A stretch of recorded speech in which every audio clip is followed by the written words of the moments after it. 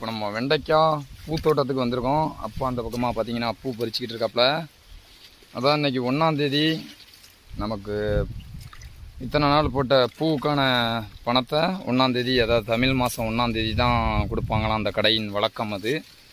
அப்போ நம்ம இந்த வருஷம் தான் முதல்ல பூவும் போட்டிருக்கோம். டெய்லி விலை நிலவரமும் நமக்கு தெரியாது, மொத்தமாக தான் வாங்கணும். வாங்கிட்டு வந்து நம்ம இந்த பூவில் எவ்வளோ கிடச்சிருக்கு அப்படிங்கிறத சொல்லுவோம். வெண்டைக்காய் இந்த வருஷம் நம்ம போட்டதில் விலை குறைவு, காய் ஓரளவு பரவாயில்ல, காய்ச்சது நல்ல. முடிய போது இன்னும் ஒரு பறி பறிக்கலாம், இல்லை 2 பறி பறிக்கலாம், அவ்வளோதான். இதில் இருந்தெல்லாம் பார்த்திங்கன்னா நம்ம நஷ்டம்னு சொல்கிறத விட நிறைய கற்றுக்கிட்டோம், அவ்வளோதான்.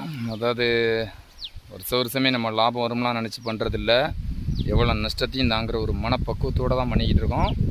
நிறைய பழகுறோம். கண்டிப்பாக ஒரு நாள் எனக்கு கை கொடுக்கும், உங்களுக்கும் கை